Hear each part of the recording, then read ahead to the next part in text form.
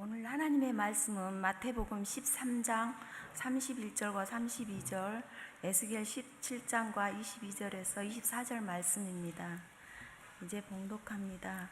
또 비유를 들어 이르시되 천국은 마치 사람이 자기 밭에 갖다 심은 겨자씨 한 알 같으니 이는 모든 씨보다 작은 것이로되 자란 후에는 풀보다 커서 나무가 되매 공중의 새들이 와서 그 가지에 깃드느니라. 에스겔입니다.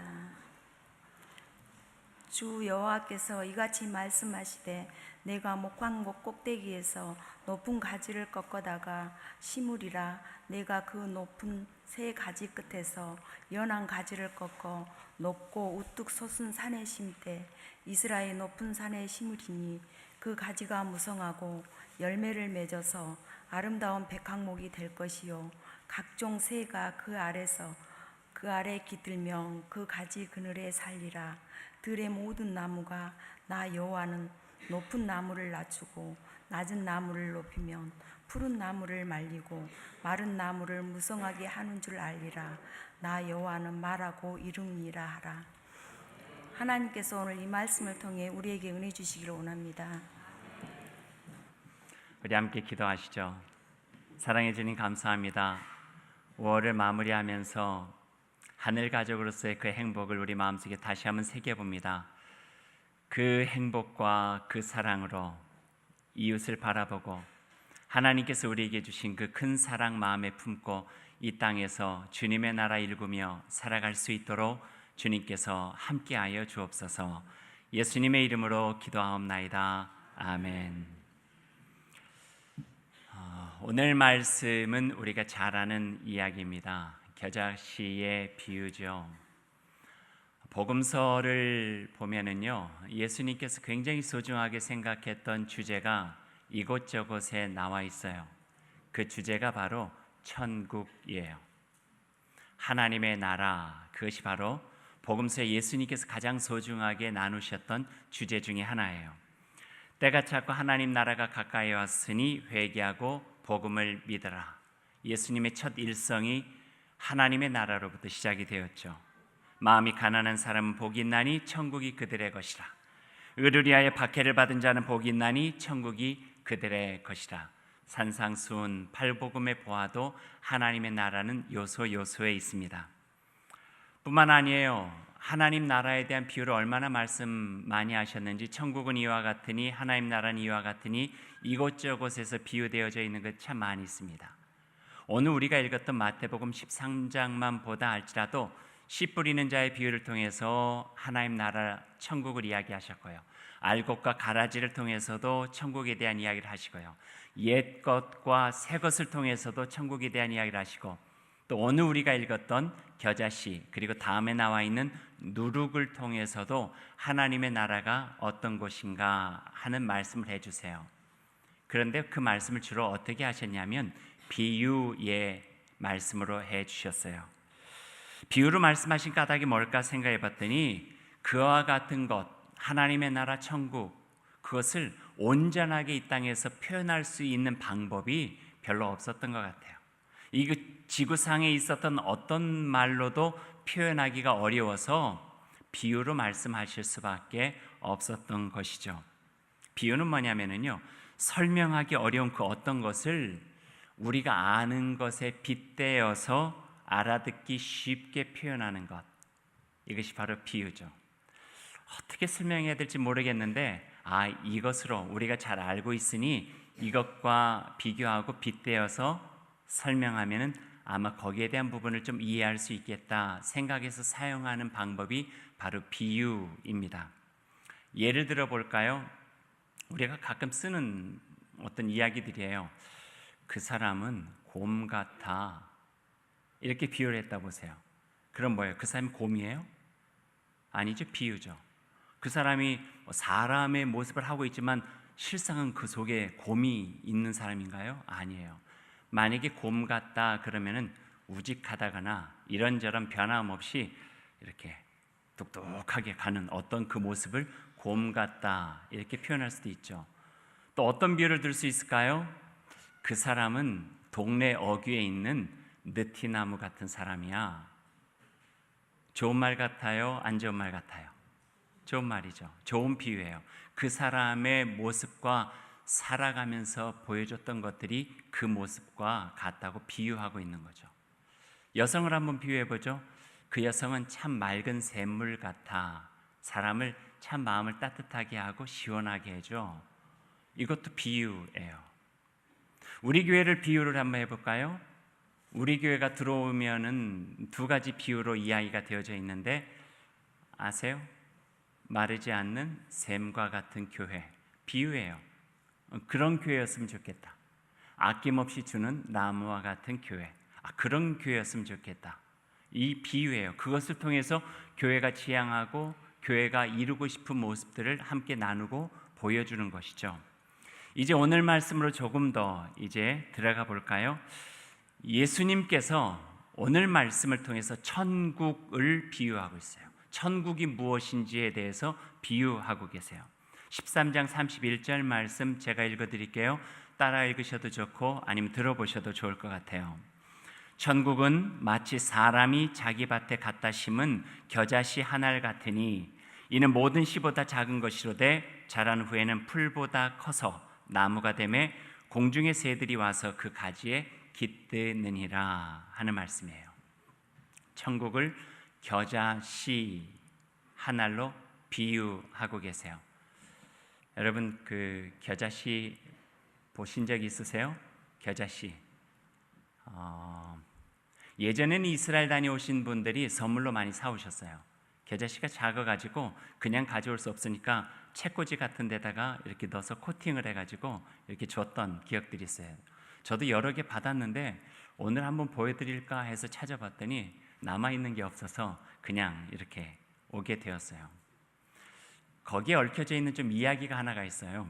그것은 한국인들이 이스라엘을 처음 방문했을 때 벌써 오래전이지만 뭐 선물을 좀 사다 주고 싶은 거예요. 그래서 선물 이것저것 고르다가 겨자씨를 이제 사다 주고 싶었어요.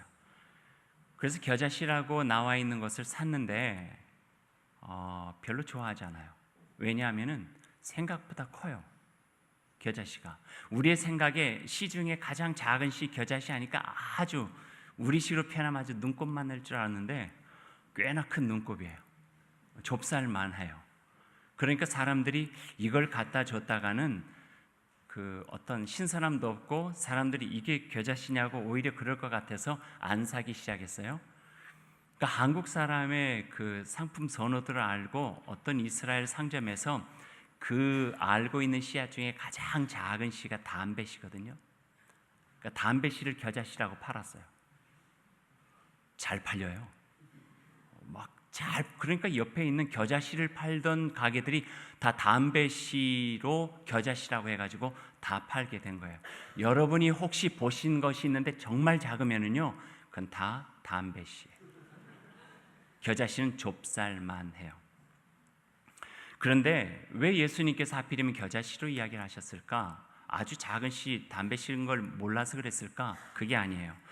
예수님께서 사시던 그때 그 지역 속에서 지금 우리처럼 씨앗이 많은 시대가 아니에요. 척박한 땅이에요. 그러다 보니까 알고 있는 그 씨앗들도 그렇게 많지 않고요. 그 중에서 사람들도 알고 본인도 알고 있는 씨 중에 가장 작은 씨를 비유로 들었는데 그게 바로 겨자씨인 거예요. 그래서 솔직히 말씀드리자면은 겨자씨라고 하는 말씀을 빼고 성경을 읽어도 아무런 무리가 없어요. 천국은 마치 사람이 자기 밭에 갖다 심은 작은 씨앗 한 알과 같으니 라고 해도 이 말씀은요 손상되지 않고 그대로 이해될 수 있는 말씀이에요. 그러니 겨자씨라고 하는데 그렇게 별반 의미를 두지 않으셔도 괜찮을 것 같아요. 또 이 겨자씨 천국의 비유를 우리들이 같이 나누기 전에 하나쯤은 좀 생각해 볼 것이 있어요. 그것은 이것을 편협되게 조금 오해스럽게 사용하고 있는 부분들이 있어요. 자신의 생각대로 해석하고 설명해 버리는 경향들이 우리 가운데 있어 왔다는 거예요. 겨자씨의 비유를 언제 많이 사용하냐면요, 이사 예배나 계엄 예배 드릴 때 많이 사용해요. 마치 전혀 연관도 없는데 욥기에 있는 고난의 욥기에 있는 말씀, 너의 시작은 미약하였지만 끝에는 창대하리라. 요 말씀과 같이 요 말씀 겨자씨에 대한 비유를 사용해 가지고 계엄 예배한다든가 뭐 이러면서 지금은 13평으로 시작했지만 후에는 50평, 60평이 될 줄로 믿습니다. 마치 자본주의적 성공 신화를 말하는 것처럼 이 비유를 사용하기도 하는데 아무런 관계없어요. 겨자씨의 비유는 그것을 이야기하고 싶지 않았다는 거예요. 예수님께서 말씀하신 겨자씨의 참된 의미를 알려면은 바로 이 말씀 속에 예수님께서 천국의 비유라고 하는 것을 우리들이 염두에 두어야지만 이 말씀의 바른 의미를 깨달아 알 수 있게 되는 거죠. 그럼 오늘 말씀으로 좀 더 들어가 보겠습니다. 그 생각을 가지고 천국에 대한 비유로 이 겨자씨 비유를 하셨단 말씀을 가지고 31절 말씀을 다시 한번 볼까요? 제가 읽어드릴게요. 천국은 마치 사람이 자기 밭에 갖다 심은 겨자씨 한 알 같으니. 천국이 무엇과 같다 하나요? 겨자씨 한 알. 따라해 보십시다. 겨자씨 한 알. 천국은 겨자씨 한 알과 같다. 자, 여기에 천국 이미지를 한번 그려보세요. 겨자씨 한 알 이미지 한번 그려보세요. 여기에 잘 어울리세요? 그림이 잘 어울리세요? 천국의 어떤 여러분이 생각하고 있는 그 상상력 속에 있는 천국, 하나님의 나라와 보잘것없고 아주 미미하고 작은 씨앗인 겨자씨와 잘 어울리세요? 우리는 이게 받아들이기 늘 들어왔기 때문에 쉬울지 모르지만요, 이건 전혀 어울리지 않는 이야기예요. 어떻게 천국이 겨자씨 한 알로 비교될 수 있어요? 말도 안 되는 일이에요. 구약 성경에 보면은요, 이스라엘 백성들이나 구약의 성서학자들은 천국에 대해서 겨자씨를 비유하지 않았어요. 천국에 대해서 이야기를 하고 표현하라 한다면은요, 지금 우리도 마찬가지지만 이렇게 표현할 거예요. 우주적인 광활함, 장엄함, 웅장함, 위대함, 거룩하고 빛남, 아름답고 화려함, 이런 걸로 천국을 비교하지, 미미함, 보잘것없음, 존재없게 보임, 아주 작음, 이건 천국하고는 절대 어울릴 수 없는 비유예요.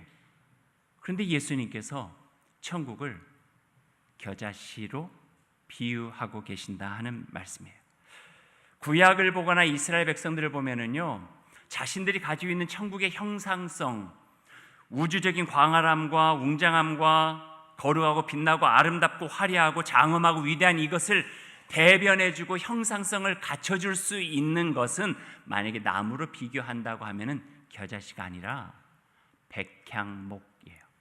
백향목. 백향목은 여러분 본 적이 없으실 거예요. 팔레스타인에도 아주 희귀해서 레바논에서 수입을 해왔기 때문에 레바논 백향목이라고 하는 이름으로 불리어졌죠.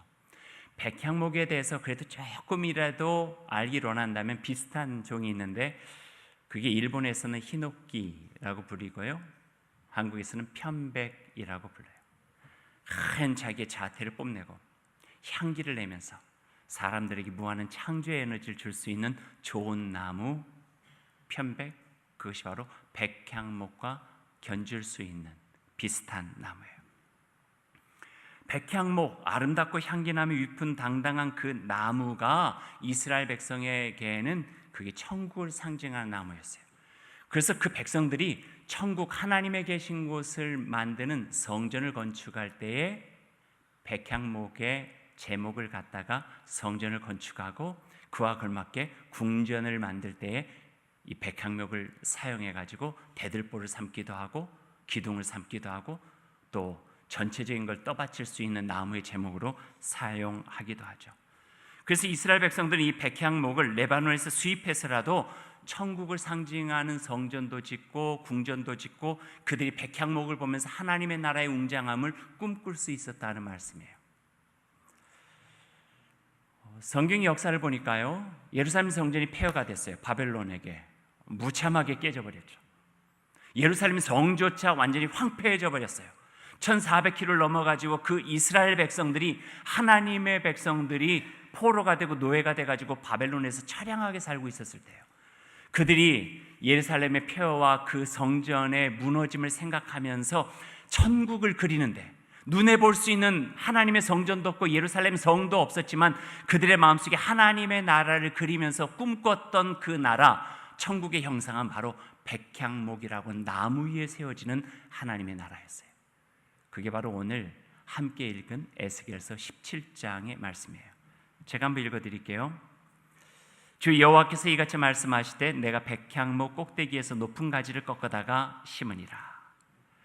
여러분, 겨자씨 비유의 이야기와 비교를 하면서 들으시면 훨씬 더 실감날 거예요. 내가 그 높은 새 가지 끝에서 연한 가지를 꺾고 높고 우뚝 솟은 산에 심되 이스라엘 높은 산에 심으리니 그 가지가 무성하고 열매가 맺어서 아름다운 백향목 나무가 될 것이요 각종 새가 그 아래에 깃들이며 그 가지 그늘에 살리라. 비슷하죠. 겨자씨 나무에서 날짐승들이 보금자리를 꾸미는 거나 백향목 그늘에서 새가 보금자리를 만들고 노래를 부르는 거나 비슷해요. 이스라엘 백성들과 구약은요, 백향목에서 그 아름드리 나무가 만들어지고 그것이 천국의 형상을 띠고 거기에서 모든 새들이 보금자리를 만들어서 노래를 부르는 것들을 천국처럼 생각을 했어요. 그런데 예수님은 백향목이 아닌 겨자씨, 미미하고 보잘것없는 존재감 없는 그 겨자씨가 천국이라고 말씀하시는 거예요. 웅장하지도 화려하지도 광활하지도 아름답거나 화려하지도 않은 볼품 없고 미미한 그 겨자씨가 바로 예수님께서 천국이라고 비유하고 계시는 거예요. 사실 겨자씨는요, 크게 자라봤자 한 2m 정도 되는 그 풀에 속해져 있는 거예요. 나무도 되질 않아요. 거기에다가 1년생이에요. 1년생 풀과에 속하는 식물이에요. 그러니 그 줄기가 한 2m 정도 자란다고 할지라도 나무가요, 이렇게 두껍게 자라는 게 아니라 연한 갈대처럼 쭉쭉 뻗어오는 것들이 바로 이 겨자씨예요. 겨자풀이라고 맞죠. 거기에 어떤 어리석은 새가 보금자리를 거기에다 틀 수 있겠어요? 그러니까 예수님께서는 과학적인 말도 안 되는 이야기를 하고 있는 거예요. 겨자씨를 심어가지고 그게 나무가 되고 거기서 공중에 새들이 보금자리를 꾸민다고? 사람들이 들어도 이거 말도 안 되는 이야기를 예수님께서 하셨는데 비유잖아요. 비유는 비유죠. 그 비유를 왜 하셨는가가 문제예요. 이스라엘 백성들에게 있어서의 자존감은 내가 하나님의 백성이라는 것에 있었어요. 하나님의 백성은 하나님의 성전을 상징하는 백향목 같아야 된다고 생각을 해요. 그래서 우리의 삶과 우리의 가정과 나의 인생과 나의 모든 것들이 백향목과 같이 아름답고 향기를 내면서 하나님의 성전을 떠받치는 제목이 되어져야 된다고 생각을 했던 민족이었어요. 그런데 이 시대 로마의 압제 속에 식민지 백성으로 살아가야 되는 이스라엘 백성들은 그 자존감이 다 무너져 버렸어요. 백향목 같은 백성이 아니라 겨자씨 같은 백성으로 위축되고 말았던 거예요. 로마의 식민지 밑에서 자기 것 하나 생색낼 것 없어요. 희망 있나요? 절망이 더 많죠.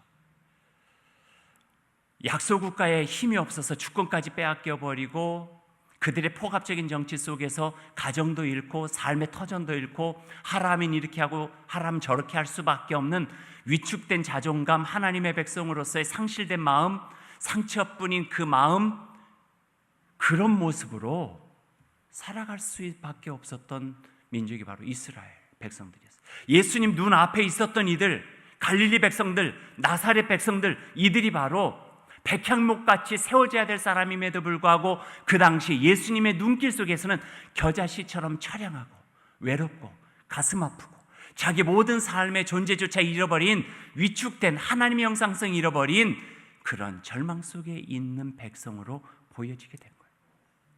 그러다 보니까 자연스레 그 마음속에 우리는 하나님의 백성이요, 하나님의 구원을 입은 자요, 주님의 성전, 하나님의 천국을 바라보며 살아야 될 백성인 자존감과 그의 정체성까지도 다 상실해버리고 말았죠.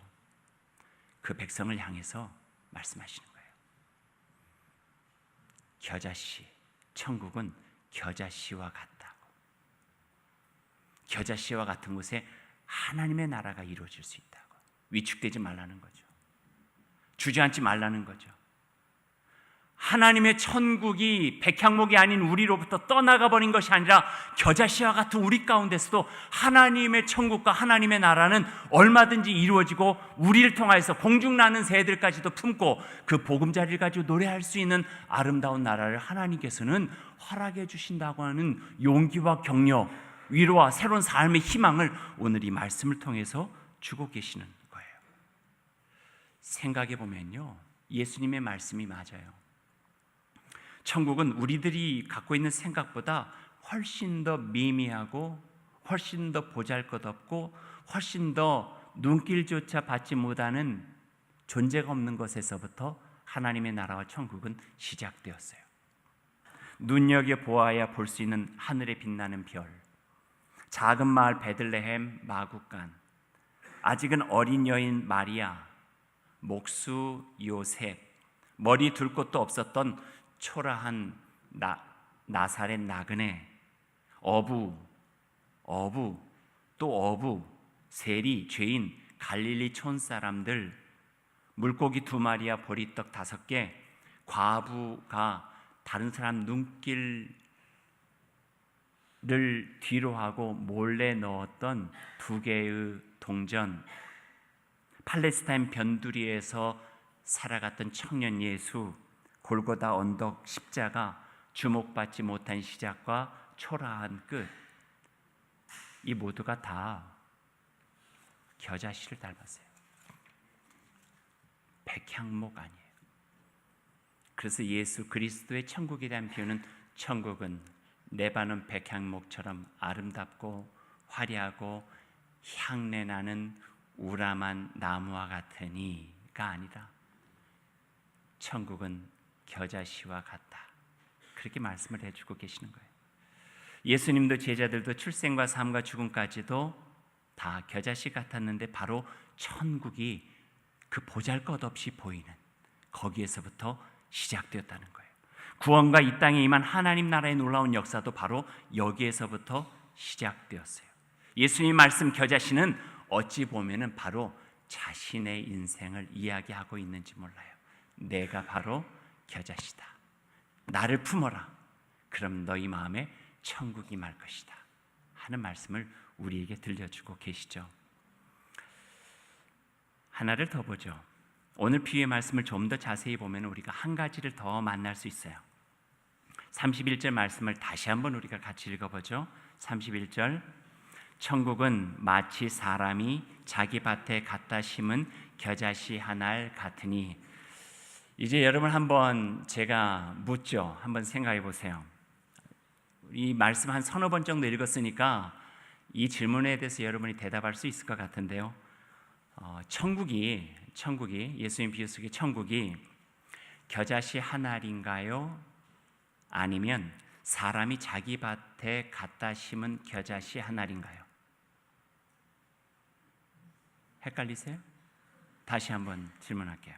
천국이 겨자씨 한 알인가요? 아니면 사람이 자기 밭에 갖다 심은 겨자씨 한 알인가요? 제가 여러분의 얼굴 보니까 뭐가 다른지를 지금 모르는 그런 표정이세요. 달라요. 겨자씨 한 알이라면은 겨자씨에 중요해요. 사람이 자기 밭에 갖다 심은 겨자씨 한 알이라 하면은 겨자씨 한 알이 있는 게 아니라 그 한 알을 보잘것없이 보이고 미미하게 보이고 존재감 없고 거기서 무슨 희망이 있을 수 있을까라고 생각하는 것을 그 속에 있는 생명의 가치를 보고 자기 밭에다가 가져와서 심은 그 겨자씨라는 거예요. 그게 천국이라는 거예요.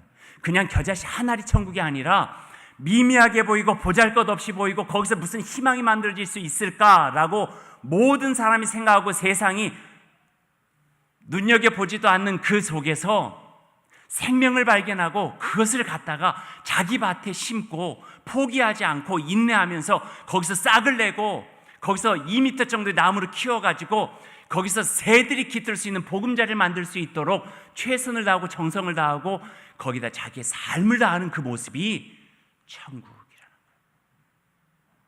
그래서 천국은 어떤 명사가 아니에요. 어디에 있는 게 아니에요. 천국은 이루어가는 거예요. 예수님이 이 겨자씨 비유를 통해서요, 천국이 어떻게 생겼나를 이야기하잖아요. 천국은 겨자씨 같이 생겼습니다. 이 이야기 아니에요. 천국이 어떻게 이루어가는지 그 형성 과정에 대해서 예수님께서는 지금 보여주고 계시는 거예요. 우리 가운데 눈여겨보지 않으면 볼 수 없는 이 삶의 정황과 어려움 속에서 하나님의 나라, 그 천국은 어떻게 여기에서 이루어지고 심겨지고 싹이 나며 형성되고 확장되어 가는지, 이거를 예수님께서 말씀해 주고 계시는 거예요. 여러분이 천국이 될 수도 있지만 여러분이 소중하게 생각하는 하나님 나라의 그 생명력이 아주 작게 보이고 보잘것없이 보이지만 그것을 마음에 간직하고 삶에 간직하고 열심으로 포기하지 않고 굳건한 믿음을 가지고 살아가면 거기서 하나님의 나라는 무럭무럭 자라나고 공중의 새들이 거기에서 보금자리를 만들고 거기서 노래를 부르는 하나님 나라의 놀라운 영광이 바로 거기에서 뒤어지게 된다고 하는 것을, 그 하나님 나라의 신비와 하나님 나라가 이루어가지는 그 비밀스러운 과정들을 우리에게 보여주고 계시는 거예요. 세상은 레바논 백양목과 같은 위대한 다윗 왕에서부터 하나님의 나라는 이루어지라 생각을 했어요. 하지만 예수님은 아니, 그게 아니라 작은 겨자씨와 같은 것, 그것을 자기 밭에 심으면서 기도하고 눈물을 흘리면서 씨를 뿌리고 거기에서 기쁨으로 단을 얻기까지 포기하지 않는 그 인내 농부의 마음으로부터 천국은 시작되고 천국은 확장된다고 하는 것을 보여주고 계시는 거죠. 사람이 중요해요. 이야기 하나를 더 하고 이제 오늘 말씀을 마무리를 하죠. 제 이야기여서 좀 죄송하지만 오래전 이야기 하나가 오늘 설교 말씀을 준비하다가 이렇게 얼핏 생각이 났어요. 그 겨자씨 같은 것. 그러다 보니까 그 기억이 왜 났는지 모르겠어요. 제가 오래전 중3 정도 되었을 때요. 여러분 지금 기억하실지 모르겠지만 예전에 70년대에 그 신앙 집회, 특별히 신유 대성회를 자주 하셨던 분이 계세요. 이름이 헌신의 권사님인데 혹 아시나요? 기억나세요? 헌신의 권사님이라고 하얀 모자를 쓰시고 하얀 옷을 입으신 분인데 각 지역에서 신유 집회를 많이 하셨어요. 신유 집회를 하시면 또 거기에서 낫기도 하고 일어나기도 하는 그런 일들이 종종 일어났어요. 하루는 학교를 가다가 제가 우연히 받게 된 전단지와 포스터에서 뭘 봤냐면은 헌신의 권사 초청 신유대 집회를 한다고 하는 것을 보게 된 거예요. 근데 그것을 제가 전주에서 중학교를 다녔는데 실내 체육관에서 했어요. 그러니까 꽤 많은 사람들이 그때는 모였어요. 여러분 얼굴 보니까 전혀 모르는 분 같은 그런 생각이 드는데, 근데 제 마음속에 아직 어린 마음이기도 하고 또 다른 표현을 순수한 마음이 되겠지만 그것을 보는 순간에 저희 반에 같은 친구가 생각이 난 거예요. 그 친구는 어릴 적에 소아마비를 앓았어요. 그래서 목발을 짚고 지내는 친구였어요. 괜히 제 마음속에 그 친구를 함께 데리고 그 헌신의 권사님 신유 집회에 참여하고 싶은 생각이 난 거예요. 참여하면은 다리에 마치 성경이 있는 것처럼 기적과 같은 역사가 일어나서 힘을 얻어서 걷기도 하고 뛰기도 하고 노래하기도 할 수 있는 그런 마음이 든 거예요. 근데 두 가지 문제가 있었어요. 하나는 그 친구를 설득하는 일이에요. 쉽지 않았어요. 이야기를 하는 것이. 그런데 저를 봐준 것 같아요. 그래, 갈게 라고 이야기를 했어요. 또 한 가지는 그 집회 시간이 그 학교 일과 시간이었어요. 그러니 끝나고 갈 수 있는 게 아니라 조퇴를 해야 되는데 선생님에게 갔죠. 그래서 조퇴를 하고 싶다고. 혼자 조퇴하는 것도 아니고 둘이 같이 조퇴를 하니까 왜 하냐고 그렇게 이야기를 했죠. 그래서 사정 이야기를 했죠. 헌신의 권사님 신유 대집회가 있는데 이 친구를 데려가면은 기도를 받으면 나을 것 같아서 제가 함께 참여하고 싶다고. 그때 멀끄러미 저를 바라보셨어요. 아마 속에는 얘가 하라는 공부는 안 하고 뭔 헛짓인가 뭐 이런 생각을 했을지도 몰라요. 그래도 제가 그때는 좀 모범생이었어요. 설득력이 좀 있었어요. 허락을 해주셨어요. 그래, 한번 다녀와봐. 네 마음이 가상하다. 그래서 우리 친구를 데리고 전주 실내체육관에서 하는 신유 대집회에 참석을 했죠. 제 기억에 서너 시간은 좋게 했던 것 같아요. 말씀하고 찬양하고 기도하고 말씀하고 찬양하고 기도하고 안수하고 그것이 계속했어요. 아주 땀이 날 정도로. 저도 옆에서 일종의 책임감도 있었지만 제 마음에는 그런 나름대로의 어떤 확신이 있었기 때문에 그 친구의 손을 잡고 열심히 기도했죠. 그것도 안 돼서 그 약해진 다리를 잡고 정말 기도했어요. 막 눈물 날 정도로 얼마나 진심으로 기도했는지 몰라요. 집회가 끝나고 그 친구는 아무런 변화가 없었어요. 목발 가져간 목발 다시 딛고 왔죠. 둘이 오면서 아무런 이야기를 할 수가 없었어요. 농담할 상황도 아니었고 그만큼 진정했고 진지했고 그 친구도 함께 울면서 했기 때문에 오히려 그 이후에 둘 관계가 소원해지고 말았어요. 근데 졸업을 할 때 졸업식장에서 그 친구가 저에게 이제는 못 만날 것 같으니까 이런 이야기를 했어요. 고마워 그랬어요. 고마워. 자기 다리에 힘을 얻지는 못했지만 자기 마음에 큰 힘이 되었노라고 그 이야기를 저에게 했어요. 그대로 표현인지 모르지만 그런 이야기를 하면서 한 가지 더 이야기를 했어요. 자기가 주일학교를 교회를 다녔는데 아이들이 놀렸대요. 그래서 교회를 안 나갔대요. 그 다음 교회를 안 나간 지 꽤 오래됐는데 자꾸 같이 자기의 다리를 붙잡고 기도해 주던 친구 생각이 나서 그래 다시 교회를 다녀볼까 하고 교회를 다시 다니게 되었다는 거예요. 보여지는 건 아무것도 없는 것 같아요. 하지만 제가 이 말씀을 드리는 것은 이것이 만약에 자기 밭에다가 겨자를 심는 것, 이것이 하나님의 나라가 이루어지는 것이라 한다면 우리는 얼마나 많은 하나님의 나라를 지금 이루어가고 있는지 모른다는 거예요. 레바논 백향목과 같은 위대한 그것을 통해서 하나님의 나라가 오는 게 아니라 미미하고 보잘것없고 그거 해봤자 뭐 얼마나 큰 힘이 될까 생각하는 그런 아주 작은 섬세한 것을 통해 가지고 천국은 이루어진대요. 그리고 거기에서 공중나는 새들이 깃들 수 있는 보금자리가 형성이 된대요.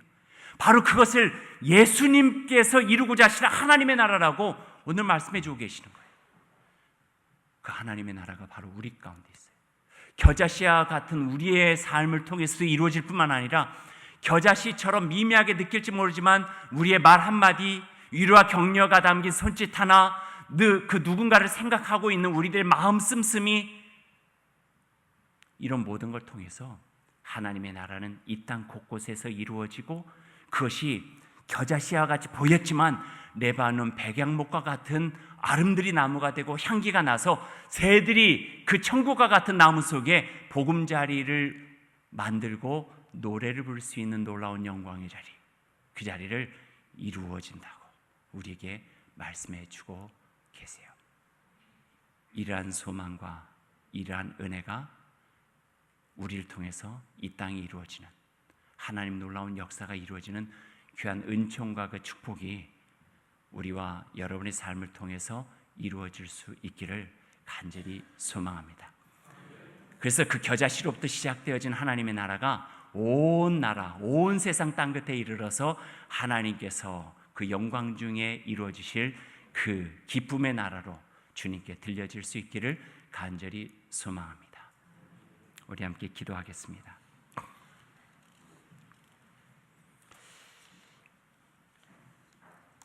천국은 마치 사람이 자기 밭에 갖다 심은 겨자씨 한 알 같으니 이는 모든 씨보다 작은 것이로되 자란 후에는 풀보다 커서 나무가 되매 공중의 새들이 와서 그 가지에 깃들이니라. 하나님, 저희들의 삶의 여정 가운데 우리가 겨자씨처럼 느껴질 때가 참 많습니다.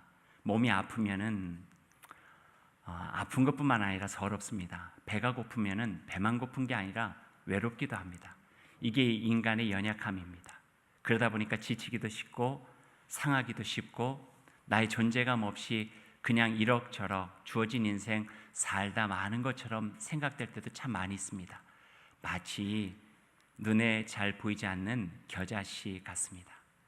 하지만 그 겨자씨 같은 우리를 예수 그리스도의 십자가의 텃밭에다가 심어주셨고 우리를 위로하시고 치유하시고 회복시키셔서 아람들이 나무가 되게 하시고 레바논 백향목보다도 더 향기 나는 귀한 삶을 허락해 주셔서 거기에서 공중나는 새들이 깃들일 수 있는 보금자리를 마련할 수 있도록 은혜를 허락해 주셨습니다. 하나님, 그 기쁨과 그 감사를 우리의 마음에 간직하고 어떤 삶의 여건과 상황이 있든지 간에 주님, 우리에게 허락해 주신 그 천국의 소망을 가지고 이 땅에서 살아갈 수 있도록 주님 함께하여 주옵소서. 예수님의 이름으로 기도하옵나이다. 아멘.